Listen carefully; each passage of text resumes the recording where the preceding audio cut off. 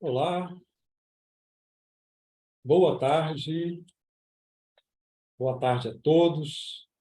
Meu nome é Marco Antônio Redins, eu sou advogado trabalhista e na Findes eu atuo na área de relações do trabalho.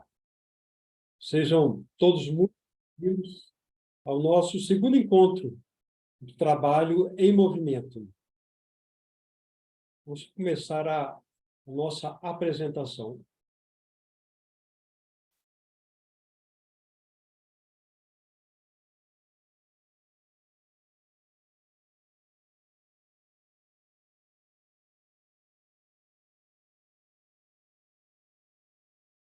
Vamos iniciar, então, o nosso trabalho em movimento. Na primeira parte do nosso encontro, nós vamos apresentar o tema. E na segunda parte, nós vamos responder as perguntas que estejam relacionadas com o assunto abordado. As perguntas, elas já podem ser registradas no chat.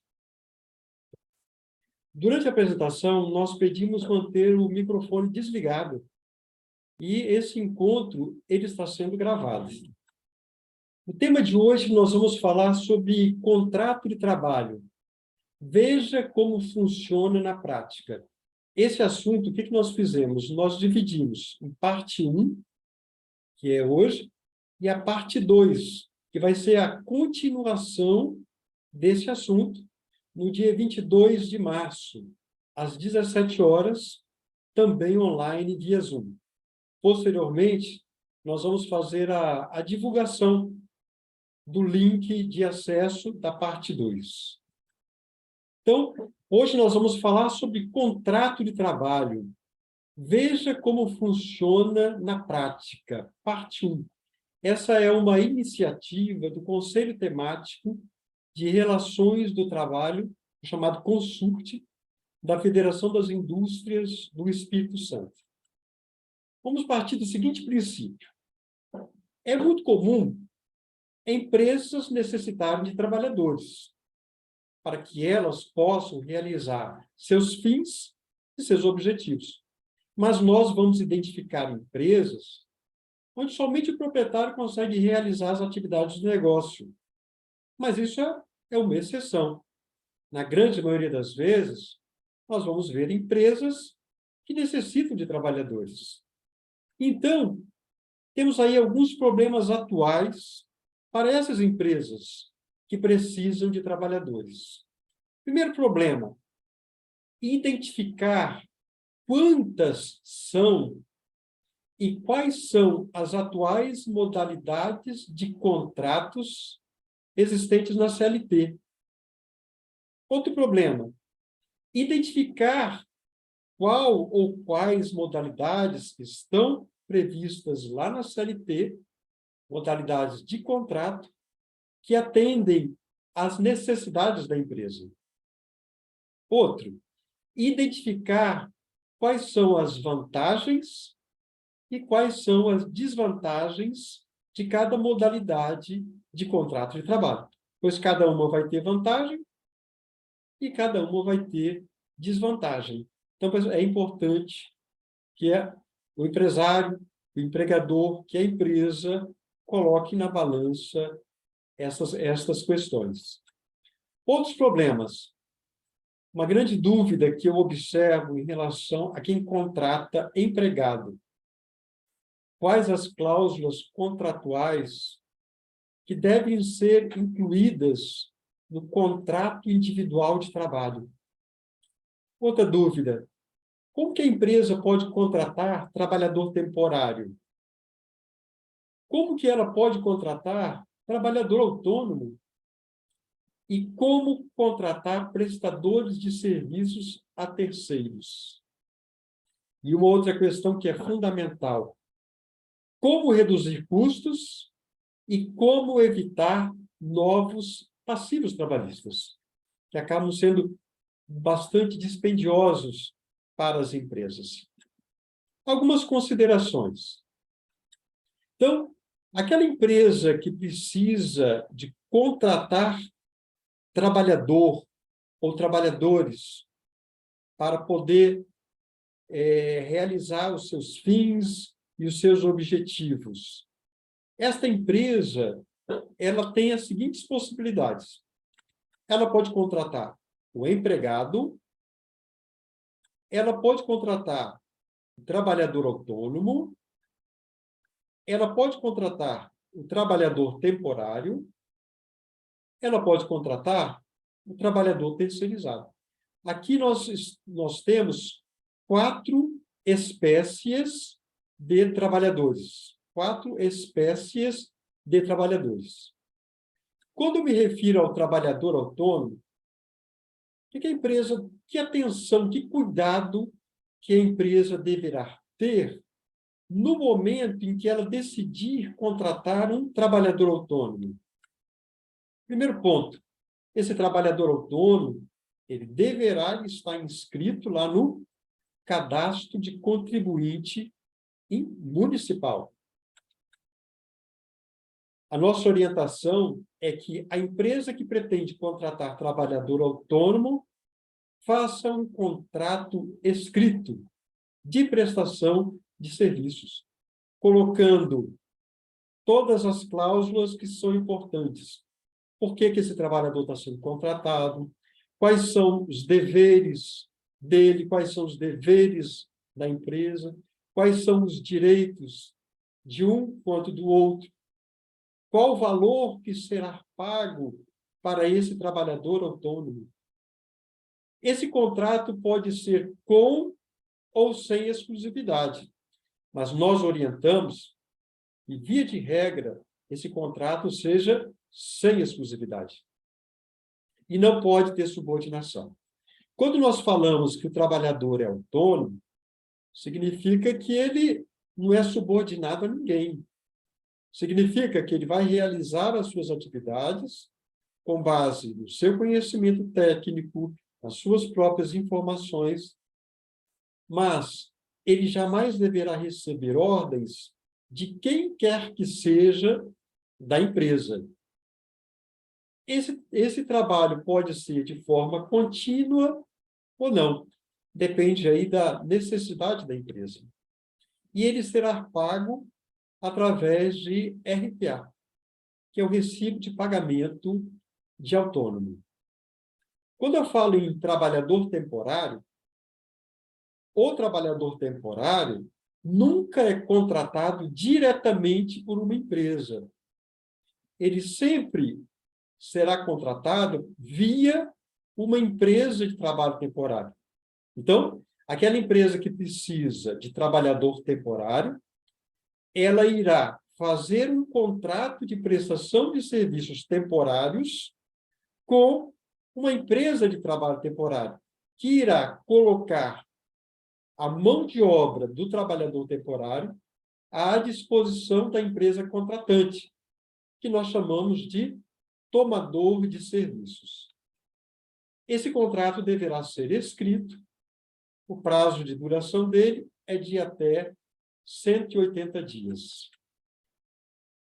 Normalmente, quem contrata trabalhador temporário por meio de uma empresa de trabalho temporário é para 2 situações. Primeira situação, para substituição transitória de empregado da empresa contratante.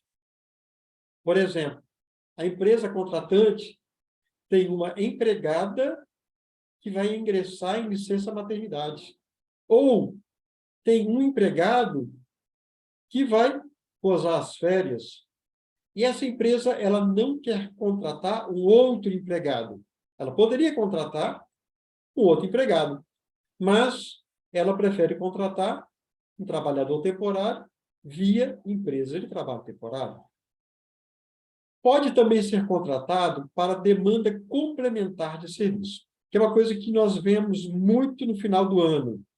Empresas contratam trabalhadores temporários. Por conta de quê? Em razão do fato de que, na época de Natal, das festas de final de ano, há uma demanda complementar de serviço. Então, isso justifica a contratação do trabalhador temporário. Esse trabalhador temporário, ele não é considerado empregado. Ele é regido pela Lei 6.019, de 1974. Porém, se a empresa quer contratar um trabalhador terceirizado, mais uma vez, ela não pode contratar esse trabalhador diretamente. Deverá ser através de uma empresa de prestação de serviço. Esse trabalhador terceirizado, em relação a essa empresa de prestação de serviços, ele é considerado empregado. Então, o trabalhador terceirizado, ele é empregado da empresa de prestação de serviço, na qual pode ser ajustado um contrato com uma empresa contratante, tomadora de serviço. Esse contrato deverá ser escrito com prazo de duração que vai depender do serviço que for contratado. Pode ser a prazo determinado ou não. Pode ser para qualquer atividade da empresa contratante, inclusive para atividade fim. Porém, a contratante, a tomadora de serviço, ela continua sendo subsidiariamente responsável na situação em que a empresa de prestação de serviços ela não cumpre com as suas obrigações trabalhistas, com as suas obrigações previdenciárias para com esse trabalhador. Então, a empresa contratante, numa eventual ação trabalhista, se porventura a empresa de prestação de serviço não tiver como arcar com essas obrigações serão dirigidas para a empresa contratante. Esse contrato também é regido pela Lei 6.019, de 1974. Mas e no caso de contratação de empregado? Que é o que ocorre na grande maioria das vezes, não é mesmo? Então, podemos utilizar algumas expressões como sinônimas. Eu posso chamar de contrato de trabalho, eu posso chamar de contrato individual de trabalho, eu posso chamar de contrato de emprego, que é o vínculo que existe entre empregado e empregador. Então, o que vincula o empregado ao empregador e o empregador ao empregado é o contrato de trabalho.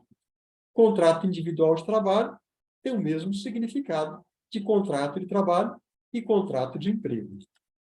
Então, esse contrato de trabalho, ou esse contrato individual de trabalho, vai ser exatamente o ajuste existente entre empregado e empregador, que vai corresponder àquela relação de emprego que surgiu. Qual é a nossa orientação? Preferencialmente, nós orientamos, é claro, além das informações obrigatórias que deverá conter, registradas lá no e-social, nós orientamos a empresa a também ajustar com o empregado, que está sendo admitido, um contrato individual de trabalho escrito, que vai ser assinado pelo empregador, pelo empregado e por duas testemunhas. Nesse contrato, a empresa vai colocar todas as características daquela relação que está sendo firmada com o trabalhador. Por exemplo, ele vai trabalhar 44 horas semanais? Vai ser menos? Vai ser uma quantidade menor de horas? Qual será a função desempenhada por esse trabalhador? Então, todas essas informações poderão estar nesse contrato individual de trabalho que nós sugerimos que as empresas ajustem quando da contratação de trabalhador. Atualmente, observe o seguinte: hoje, o contrato individual de trabalho, ou ele vai ser contínuo, ou ele vai ser intermitente. Não existe uma terceira hipótese. Todo contrato de trabalho ou é contínuo ou é intermitente. O contrato pode ser a prazo indeterminado ou a prazo determinado. Ou seja, tem uma data para o fim dessa relação existente entre empregado e empregador. Ou será na modalidade presencial, ou será na modalidade de teletrabalho, também chamado de trabalho remoto, ou será na modalidade híbrida, onde uma parte é presencial e uma parte da prestação de serviço é por meio do teletrabalho. Esse contrato ou será no regime integral ou será no regime parcial. Então, aqui nós já temos uma sinalização sobre as características que nós vamos poder identificar em relação a esse contrato individual de trabalho. Não tem como nós fugirmos exatamente dessas previsões: contínuo, intermitente, determinado, presencial, teletrabalho, híbrido, integral ou regime parcial. Vamos colocar da seguinte forma, então. Aqui nós temos um conjunto. A esse conjunto nós vamos chamar de contrato de trabalho ou contrato individual de trabalho. Então, ou esse contrato de trabalho, ou o empregado vai ser contratado para um trabalho contínuo, ou será contratado para um trabalho intermitente. Ou seja, tem períodos em que ele vai prestar serviços e tem períodos que o empregado não irá prestar serviços. Então, será intermitente, intercalado entre momentos que presta serviço e momentos em que ele não irá prestar serviço para a empresa. O contrato contínuo ou será por prazo indeterminado ou será por prazo determinado. No indeterminado, nós temos 3 possibilidades. Ou será na modalidade presencial, onde o empregado vai trabalhar lá dentro da empresa presencialmente, ou na modalidade de teletrabalho ou trabalho remoto, onde o empregado vai prestar serviço fora do ambiente da empresa, que pode ser até mesmo a casa do trabalhador, ou será na modalidade híbrida, uma parte presencial e uma parte remota. Já o contrato por prazo determinado, ele tem algumas condições de validade. Vamos lembrar que esse contrato a prazo determinado é pelo prazo máximo de 2 anos. Ele pode ser prorrogado uma única vez. Só que ele pode ser prorrogado uma única vez, mas não pode ultrapassar 2 anos. Então, sempre o prazo máximo é de 2 anos. Se eu tenho um empregado com prazo determinado, o contrato finaliza por conta do término do prazo, se a empresa quiser contratar ele novamente, vai ter que esperar 6 meses, a não ser que a empresa contrate ele a prazo indeterminado. Bem, então, para que esse contrato a prazo determinado tenha validade jurídica, nós temos 3 situações. Primeira situação, para atividades empresariais de caráter transitório. Então, aquela empresa que tem uma atividade que é transitória, é claro, como a atividade da empresa é transitória, justifica a contratação de empregado a prazo determinado. Então, um exemplo de empresa que tem uma atividade de caráter transitório. Aquelas empresas que funcionam em certas épocas do ano. Na época de Natal, por exemplo, fazendo produtos natalinos, na época de Páscoa, fazendo ovos de Páscoa, no período de festas juninas. Então, é uma empresa que funciona em certas épocas do ano. E, nesse momento que ela vai funcionar, ela precisa de empregado. Poderá contratar a prazo determinado. Mas também pode ser contratado a prazo determinado o trabalhador em que o serviço que ele vai prestar é transitório. E essa transitoriedade do serviço justifica que o contrato seja a prazo determinado. Por exemplo, uma empresa pode contratar um empregado por safra, pode contratar o empregado para a realização de uma obra, pode contratar o empregado para fazer a automação de um determinado setor da empresa. Ou então, vai chegando o final do ano, a empresa sabe que ela vai precisar de mais empregados lá na linha de produção. Aí ela pode contratar empregado a prazo determinado por aquele período em que vai ter um aumento de demanda, que vai justificar a contratação de empregado. A terceira possibilidade é o contrato de experiência. O contrato a prazo determinado, nós podemos dizer que ele é gênero, com duração máxima de 2 anos. Mas o contrato de experiência é uma espécie de contrato a prazo determinado. Só que o prazo dele é, no máximo, 90 dias. Pode ser prorrogado uma única vez, jamais ultrapassando os 90 dias. Atenção, observe sempre a convenção coletiva da sua categoria, porque existem convenções coletivas que têm cláusulas prevendo que não pode ser contratado empregado por experiência por período superior a 30 dias ou período superior a 60 dias. Então, a empresa deve observar se tem lá na convenção coletiva alguma previsão sobre o contrato de experiência.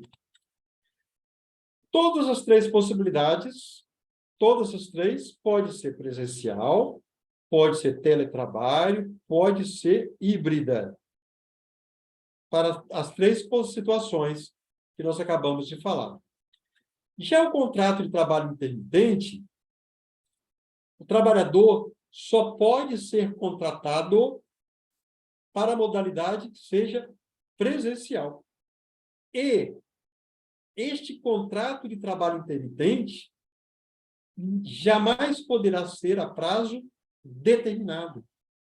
Jamais poderá ser contrato de experiência.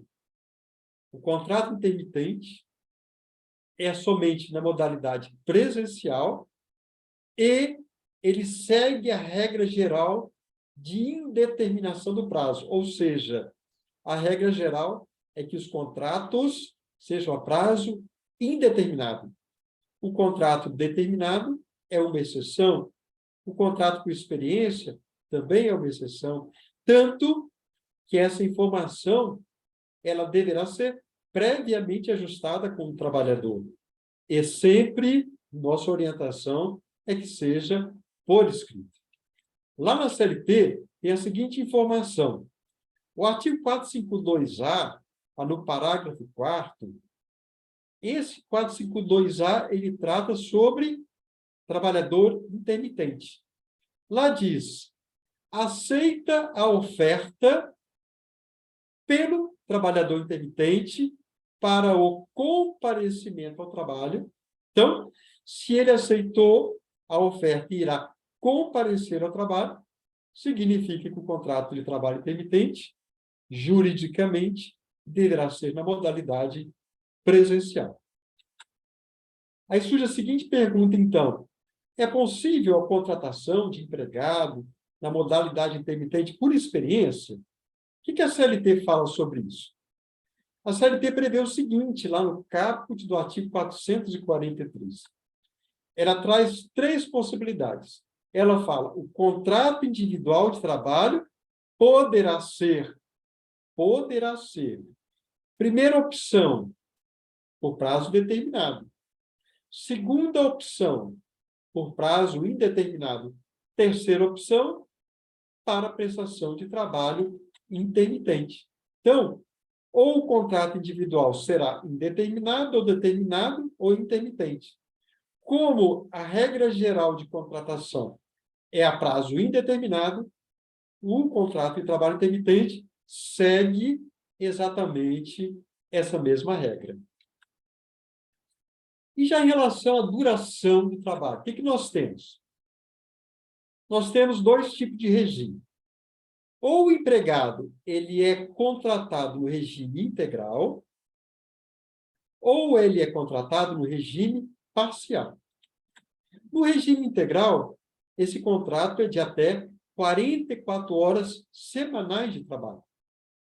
Esse empregado pode realizar até 2 horas extras por dia de trabalho, ou seja, para cada jornada de trabalho, o máximo são 2 horas extras. O empregador pode ajustar diretamente com o empregado a compensação mensal ou semestral. Quer dizer, o banco de horas, onde compensa dentro do mês, ou compensa no semestre.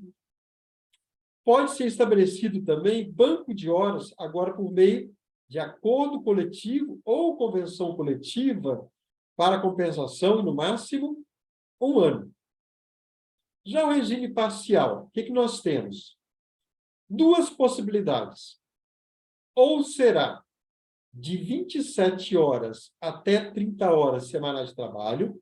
Então, primeira opção, 27, 28, 29 ou 30 horas semanais de trabalho. Segunda opção, até 26 horas semanais de trabalho. Então, eu posso contratar empregado para 1 hora semanal, para 2 horas semanais, para 3, 4, 5, até 26 horas semanais de trabalho. Se eu contratei de 27 até 30, o empregado não pode prestar nenhuma hora extra.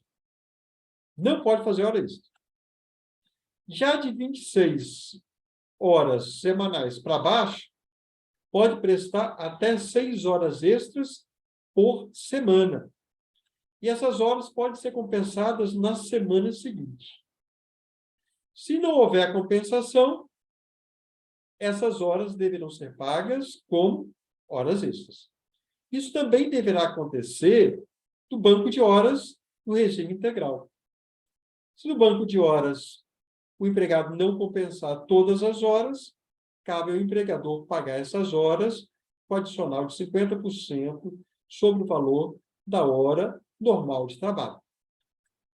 Outra informação importante, nós temos algumas profissões que têm regras especiais. Bancário é 30 horas. Empregados em minas de subsolo são 36 horas por semana.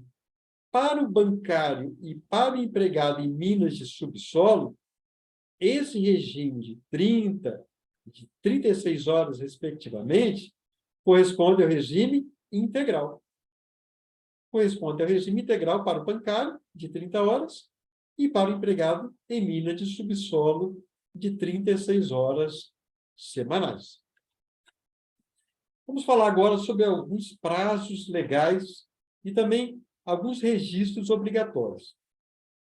Contratou empregado, lá no E-Social, esse empregador tem o prazo de até 5 dias úteis, contado da data em que admitiu, para anotar na carteira de trabalho desse trabalhador a data da admissão, o Código da Classificação Brasileira de Ocupações, o valor do salário e o tipo de contrato de trabalho em relação a prazo. Se vai ser a prazo indeterminado, determinado ou contrato de experiência. A empresa tem dúvida. Eu estou contratando um empregado, eu não sei a atividade dele, onde é que se encaixa lá na Classificação Brasileira de Ocupações. Lá no site do Ministério do Trabalho, nós temos uma página onde eu posso fazer uma pesquisa. Aí está lá, Classificação Brasileira de Ocupações, Ministério do Trabalho. Aí eu vou na palavra-chave e coloco, por exemplo, pedreiro. Aí eu quero saber qual é a Classificação Brasileira de Ocupação em relação ao pedreiro. Aí eu vou e clico em consultar. Apareceram para mim vários resultados. Observem que do lado direito tem algumas atividades que têm a expressão sinônimo e outras a expressão ocupação. A que for sinônimo, significa que é uma ocupação que é semelhante. Nós sabemos que pedreiro é uma coisa, auxiliar de pedreiro é outro tipo de atividade, apesar de ser uma ocupação semelhante, mas os códigos deles vão ser distintos. São códigos que são distintos.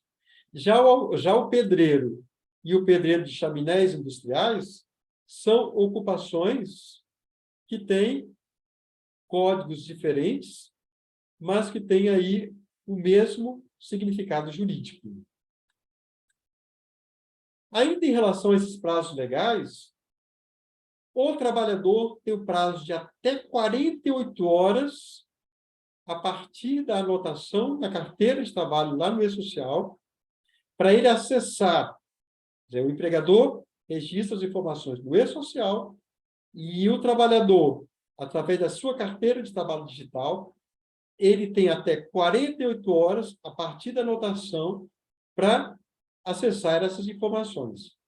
Estes prazos, se não forem cumpridos, a empresa ela pode ser autuada pela fiscalização do trabalho. Atenção para os prazos previstos na portaria do Ministério do Trabalho, número 671, de 8 de novembro de 2021. Nessa portaria, nós temos várias informações importantes. Olha quanta coisa que ela regulamenta. Disposições relativas à legislação trabalhista, inspeção do trabalho, políticas públicas e relação do trabalho. Então, lá no artigo 14, eu tenho vários prazos em relação ao registro do novo empregado que foi admitido. Já no artigo 15, eu tenho outros prazos agora em relação às anotações na CTPS do empregado.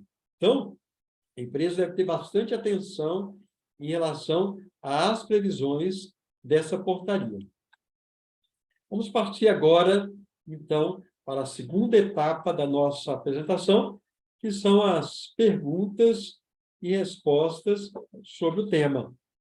Deixa eu verificar se no nosso chat tem alguma pergunta. Até agora nós não temos nenhuma pergunta, mas eu deixo todos vocês à disposição para fazer a pergunta. Eu só peço que a pessoa que for fazer a pergunta sinalize com a mão que tem uma pergunta a fazer, que nós passamos a palavra. Está aberta, então,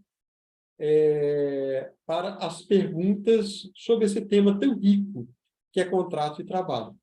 No próximo encontro, nós vamos falar especificamente, sobre os contratos de trabalho. Aí nós vamos trazer vantagens e desvantagens de cada um deles. E estamos abertos às perguntas.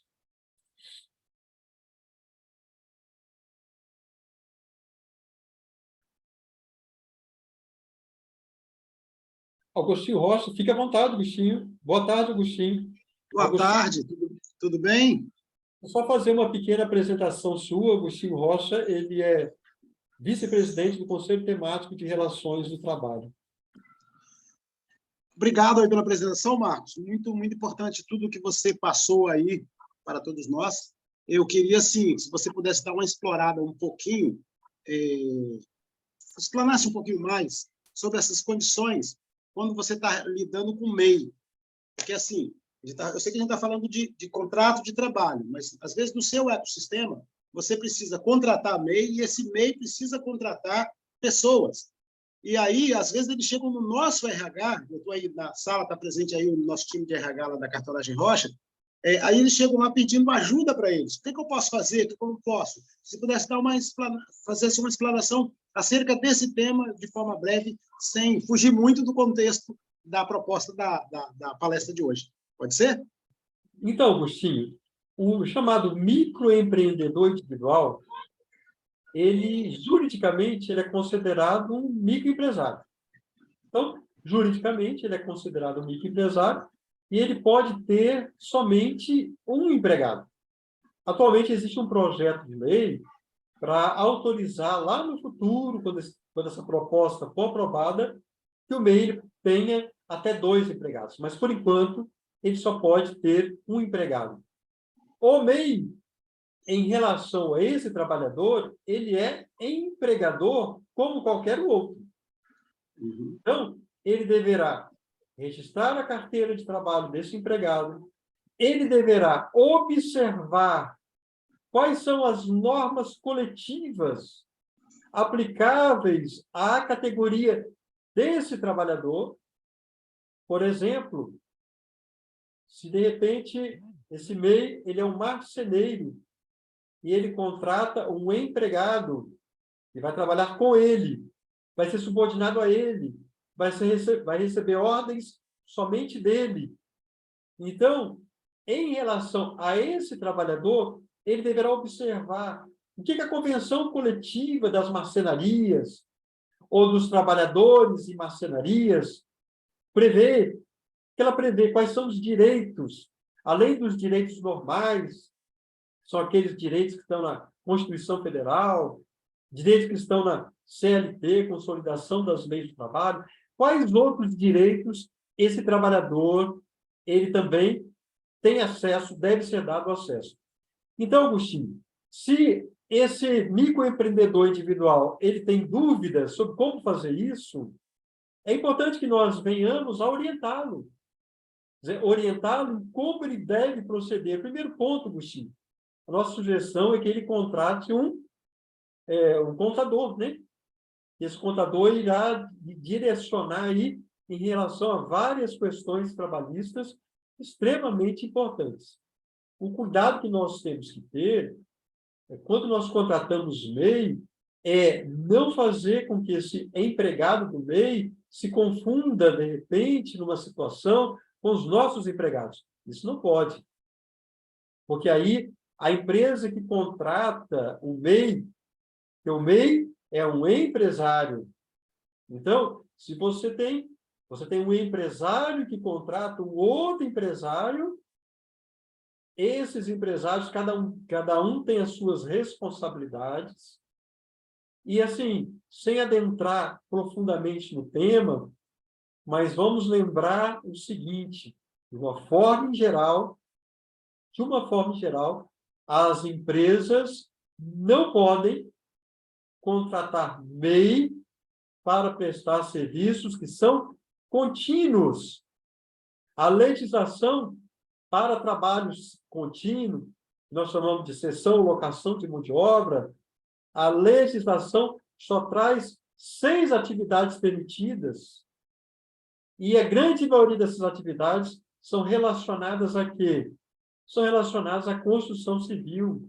Aí nós temos lá elétrica, hidráulica, temos pintura, temos alvenaria, temos carpintaria, temos manutenção, temos reparo de veículos, manutenção e reparo de veículos. Então, é só uma observação do cuidado de quem contrata o MEI, não confundir. O MEI nunca será um trabalhador para quem contrata. O MEI sempre será um empresário. Temos que ter esse cuidado para evitar. O que acontece quando nós não observamos isso? A empresa que contrata não tem o cuidado em relação ao empregado do MEI. Qual é o risco? Esse empregado do MEI, no futuro, ajuizar uma ação contra essa empresa, dizendo que ele também prestava serviço para essa empresa. Olha o problema que vai gerar. E aquela empresa que contrata um MEI, para o MEI prestar um serviço contínuo, através de cessão ou de locação de mão de obra, seja através de empreitada, prestação de serviços, parceria, existem vários tipos de contrato.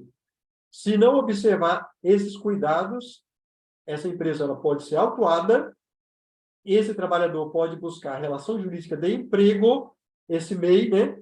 E agora, como ele foi colocado numa posição de trabalhador pela empresa, ele pode buscar uma relação jurídica de emprego com essa empresa e, numa eventual fiscalização da Receita Federal, ele pode perder a sua qualidade de microempreendedor individual com todas aquelas vantagens que a legislação lhe oferece.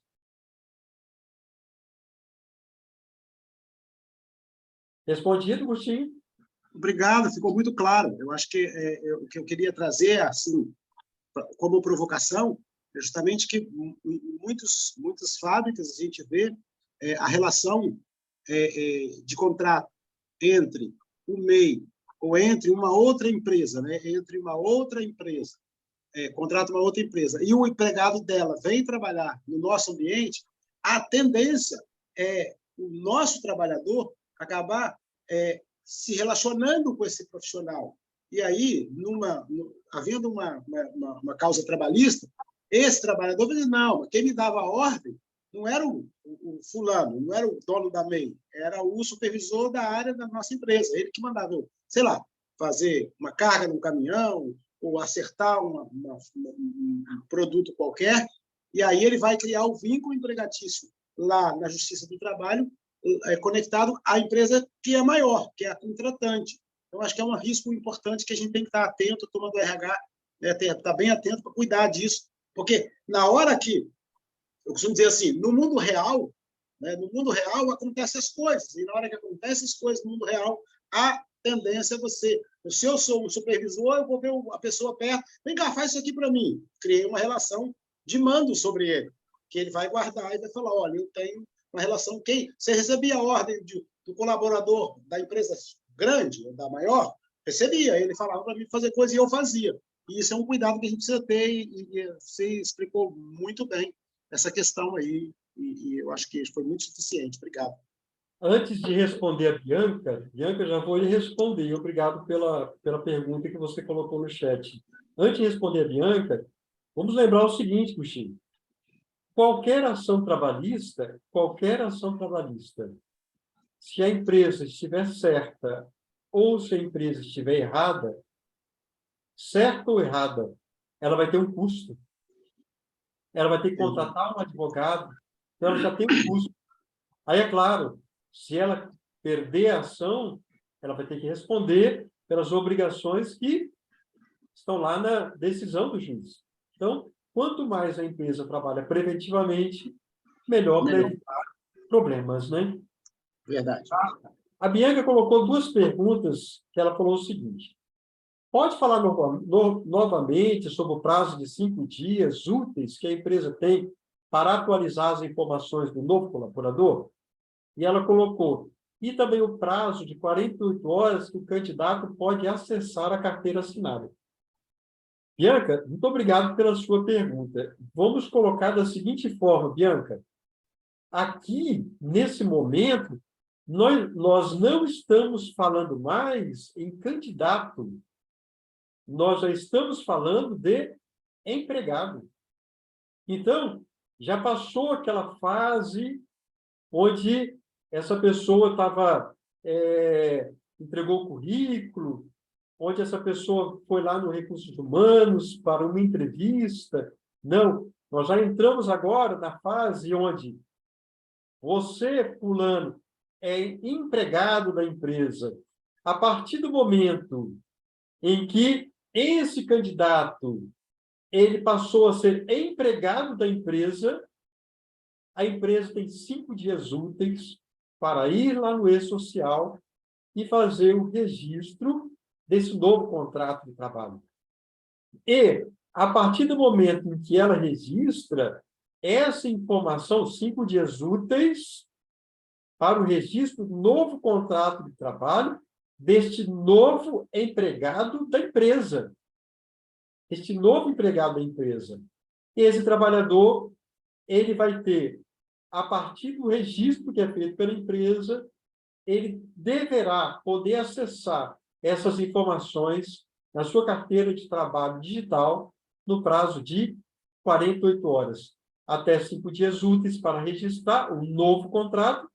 Registrou, o empregado deverá poder acessar as informações até o prazo de 48 horas. Eu lembrei de uma questão importante, a partir da pergunta da Bianca, que é uma coisa que eu vejo muito na prática. Eu ouço muito na prática a pessoa dizendo o seguinte: aí eu estou contratando por experiência. Se der certo, eu assino a carteira. Acho que todo mundo já ouviu isso, né? Aí eu estou contratando por experiência. Se ele der certo, ele registra a carteira. Tudo errado.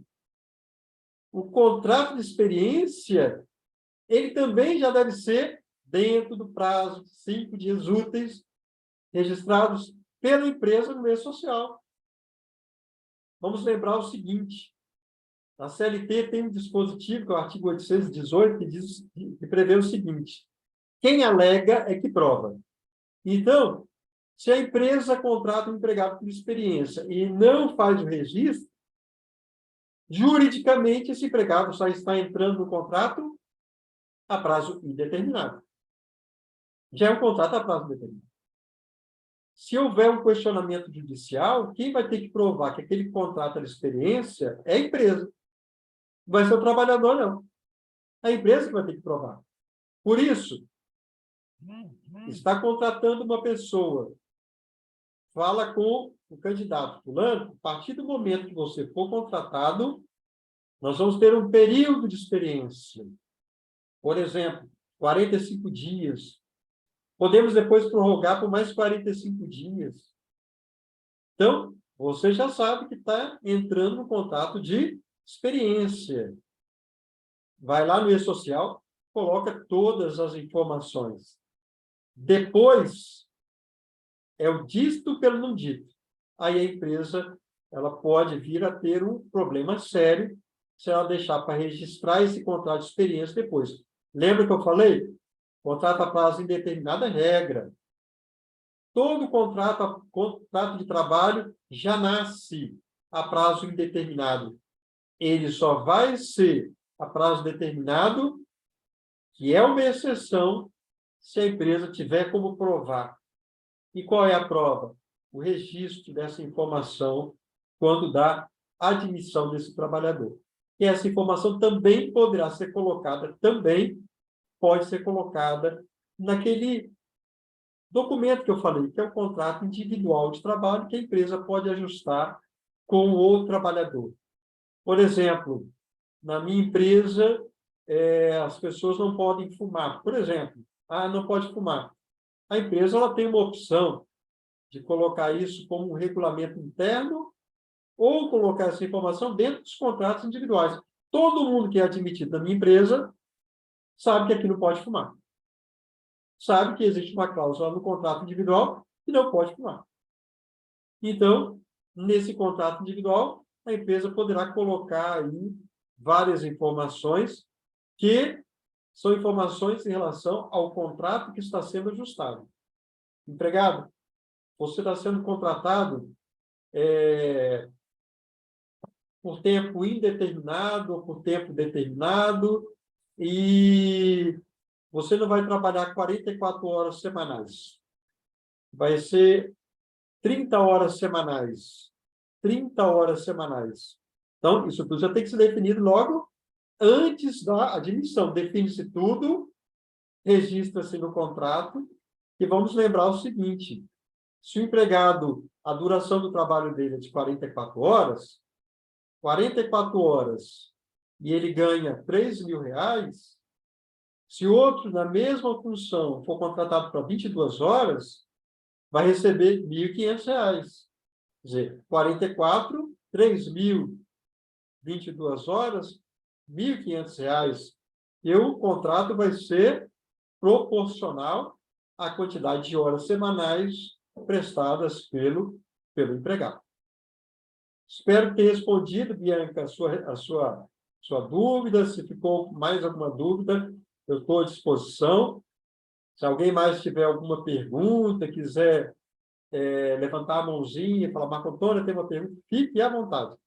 Vocês podem registrar lá no chat ou pode levantar a mãozinha por aqui mesmo. Aí já abre o fone, já abre a câmera e vamos fazer a pergunta. Estou à disposição.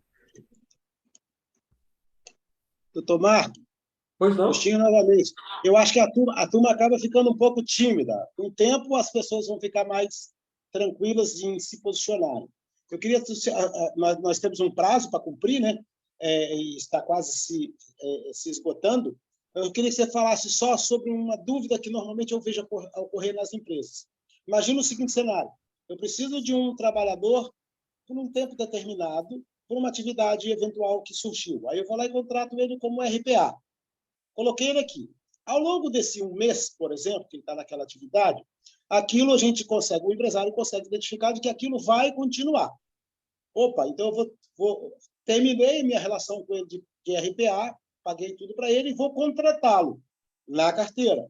Então ele ficou um mês, vamos imaginar assim, um mês de RPA, aí eu vou contratá-lo na carteira. Quando eu for contratá-lo na carteira, eu posso contar esse tempo que vai como um contrato de experiência, eu posso ter RPA, um mês, 90 dias de experiência, depois o definitivo ou não? Então, Agostinho, você está trazendo para mim dois tipos de relações jurídicas que são distintas, são diferentes. Uhum. Relações jurídicas não se misturam. Elas não podem se misturar. Quem é empregado, é empregado. Dentro do exemplo que você trouxe, se você está pagando por meio de RPA, significa que você contratou um trabalhador autônomo. Uhum. Significa que você contratou um trabalhador autônomo. Nada obsta que uma empresa que contrata um autônomo hoje, amanhã resolva convidar ele para ser empregado. Para ser empregado. Quer dizer, eu gostaria que você trabalhasse na minha empresa. Eu gostaria que você fosse admitido como meu empregado. Aí, qual seria a minha sugestão, Agostinho? Ele trabalhou como autônomo para você, mas agora ele vai trabalhar como empregado. Apesar de, pode ser que seja alguma atividade que tenha algum tipo de semelhança, sei lá, pode ser que sim, pode ser que não, mas ele, como empregado, ele pode ter uma performance diferente da que ele tinha como trabalhador autônomo. Então, o que eu faria? Eu colocaria ele num contrato a prazo determinado, que é um contrato de experiência. Vamos ver se vai dar certo? Bom, você trabalhou comigo, você foi jardineiro aqui da nossa empresa. Você foi jardineiro da nossa empresa. Nós gostamos tanto do seu serviço que nós queremos que você trabalhe agora direto para a gente. Você cuidou tão bem do nosso jardim, nós queremos contratar você como empregado. Mas a gente precisa aí estabelecer um tempo para a gente fazer um teste. E vamos lembrar o seguinte, Agostinho, o contrato de experiência, que é chamado contrato de teste, ele não é teste só para o empregado, não. Uhum. Ele é teste para o empregador também.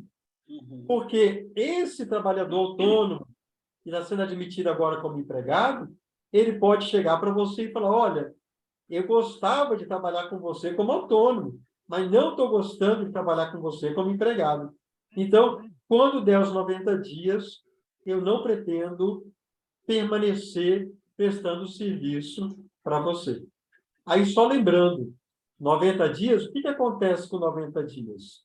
A ruptura do contrato de trabalho. Que espécie de ruptura é essa? Nós temos o término em razão do decurso do tempo. Ou seja, o tempo passou, o tempo finalizou. Aí, esse contrato a prazo determinado, esse contrato de experiência, que termina o seu prazo, vamos lembrar, não tem aviso prévio, não tem multa de 40% do FGTS, né? Não vai ter nada disso. Agora, como o trabalhador também tem o direito de experimentar aquele novo emprego, pode ser que ele não queira mais continuar como empregado. Eu prefiro voltar a trabalhar como autônomo, que para mim é melhor. Ótimo. Respondeu muito bem respondido. Muito obrigado. Disponha. Natália, boa tarde, Natália. Qual é a sua dúvida? Pois não, Natália. Fica à vontade. Ei, Se quiser abrir professor, boa sua tarde. câmera, fica à vontade. Ei, Pois não. minha dúvida, na verdade, eu queria saber, assim, previamente sobre o contrato de estágio. Como funciona, assim, os principais pontos desse contrato de estágio. Aqui na minha empresa, a gente contrata estagiário e às vezes ficam vagas algumas informações, como faz o procedimento, se pode reincidir o contrato a qualquer momento, se não pode, o que paga, o que não paga. Então, Natália, estagiário é um tipo de trabalhador. Uhum. Estagiário é um tipo de trabalhador. Mas estagiário não é empregado.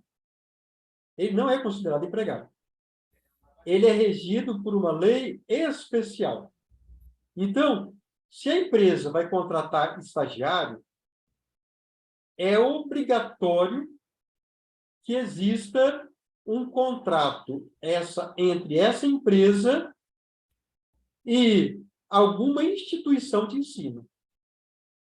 Por exemplo, eu tenho uma empresa que quer contratar, eu tenho uma empresa de engenharia que quer contratar estagiário, então eu vou até uma instituição de ensino superior, vou fazer um contrato onde a empresa assina, a instituição de ensino assina, o estagiário assina, todos os três assinam. Esse estagiário, ele vai ter o valor, ele poderá ter o valor de uma remuneração estipulada aí pela empresa, a empresa vai estipular o valor da remuneração dele, a empresa deverá pagar o vale-transporte para que ele possa ir até a empresa, essa empresa vai ter que fazer um seguro de vida em relação a esse estagiário, ele vai ter 30 dias de descanso, de recesso, que não são 30 dias de férias, porque o empregado, as férias dele, tem um terço. Já o estagiário, as férias dele, não é acrescida de um terço. Não é acrescida. Então, esse estagiário vai ter um contrato e durante um determinado período que não pode ultrapassar 2 anos, não pode ultrapassar 2 anos, e lembrando o seguinte, na hora que ele formou, por exemplo, ele saiu da escola, ele saiu da faculdade, ou ele formou, já não pode mais ser estagiário. Porque tem que estar vinculado a uma instituição de ensino. Então, na rescisão, ele não tem aviso prévio, a não ser que no contrato a empresa coloque, né? Uma exigência do aviso prévio. Mas, via de regra, não tem aviso prévio, rescinde o contrato, paga o que é devido, não tem multa de 40%, não tem mais nada que isso, porque é um contrato muito mais simplificado que o contrato do empregado. Não tem que registrar no E-Social, só registra no E-Social quem é empregado. Estagiário não é empregado, não tem registro no E-Social. Espero ter tirado sua dúvida, Natália. Positivo, muito Doutor obrigada. Marco, assim, para a Natália também, só fazer um complemento aí, Natália, é que assim, eu sempre acreditei que para eu ter empregado, estagiário na empresa, eu precisaria de ter um agente integrador, um IEL, um ID, um agente integrador, tá certo? O CCE, esses aí que fazem integração de menor aprendiz e de estagiário. Eu sempre acreditei nisso. E depois, um dia, conversando com o doutor Marco, ele me ressaltou isso. O agente integrador é opcional pela empresa. Se a empresa quiser se relacionar com a instituição de ensino e lá fazer um contrato entre instituição de ensino, estagiário e a empresa, já é suficiente. Eu sempre acreditei, aí, doutor Marcos, eu podia até explorar isso um pouco, eu acho que muita gente acredita, que acabou virando um negócio, né? A gente só, no estagiário eu tenho que ir no agente integrador, eu acho até bom, eu uso muito o IEL, porque ele seleciona bem para mim o estagiário, né, segundo o perfil que a gente estabelece, mas eu, com o tempo, um dia conversando, você podia até explicar um pouco mais isso, doutor Marco, assim, que não é obrigatório ter o agente integrador, por favor. Sim, Agostinho, não é obrigatório. O que é obrigatório, nós temos que ter 3 pessoas assinando esse contrato de estágio, que é a empresa que está contratando o estagiário, o próprio estagiário, né? E a instituição de ensino que ele estuda. Ela também deverá assinar esse contrato de estágio. Então, nós temos aí essas pessoas. Existem alguns intermediários. No mercado, existem alguns intermediários para ajudar nesse nesse processo. Mas, via de regra, não tem necessidade. Porque, por exemplo, se uma empresa vai até uma faculdade, essa faculdade ela já tem o seu tipo de contrato já prontinho, ela preenche e passa para a empresa para ela somente assinar, mais o estagiário, etc. Aí, é claro, o estagiário tem que estar estudando, tem que comprovar a frequência à faculdade ou à escola, dependendo da situação. Mais alguma dúvida nós temos? Vocês devem ter observado que eu coloquei no chat uma pequena pesquisa, né? Nós pedimos que depois, quando nós terminarmos o nosso encontro, nós pedimos que possam ir nesse chat e responder o que acharam do encontro, colocar o ponto de vista pessoal sobre o encontro, colocando sugestões e etc. Bem, nós chegamos, então, às 18 horas, que é o nosso horário, né? Se houver mais alguma pergunta, é só falar. Não havendo, nós agradecemos muito a presença de todos, agradecemos muito a presença, lembrando que esse assunto não termina aqui. Esse assunto volta na semana que vem, na quinta-feira da semana que vem. Posteriormente, nós vamos divulgar o link do terceiro encontro, onde nós vamos falar sobre a parte 2 de contrato de trabalho. Doutor Marco, Pois não? deixa eu só aproveitar e fazer assim, um incentivo, um chamamento. Nós estamos está certo que esse material vai ficar publicizável, né? Talvez em alguma rede e tudo mais, mas assim, eu queria fazer um chamamento aos que estão presentes, somos em 14, para ver se a gente colocar um desafio para poder convidar outras pessoas de outras empresas, porque esse trabalho, para nós do Consurt, ele é bastante relevante. Ele nasceu da gente ouvir os empresários queixando de falta de conhecimento, que ele não queria ser advogado, ele não quer ser contador, mas ele quer entender minimamente para poder aprender a transitar, conhecendo um pouco mais de negócio, não só do negócio. E aí, então, isso nasceu por isso. Então, tem todo um investimento da Federação da Indústria no sentido de aportar especialistas no assunto, aportar convidados, buscar temas, né, que são relevantes para os recursos humanos na área trabalhista, né? E aí fica aí um incentivo para que vocês convidem outras pessoas, porque nós vamos prosperar à medida que a audiência também se fizer interessada, senão não vai valer a pena. E eu acho que a gente que é empresário, a gente tem muitos cuidados, a gente tem que fazer coisa que dá resultado. Se não der resultado, paciência, nós calibramos indevidamente, vamos em frente. É só deixar esse incentivo a todos. Então, se você tem um amigo, ou um empresário, ou um amigo de RH, e você achou que o assunto que tratamos aqui brevemente foi relevante, por favor, divulga para nós, que eu acho que nós vamos colher bons frutos no futuro. Obrigado. Muito obrigado a todos, e até a semana que vem, quinta-feira da semana que vem, às 17 horas, para a parte 2 da nossa apresentação. E um ótimo final de tarde a todos. Obrigado. Obrigado.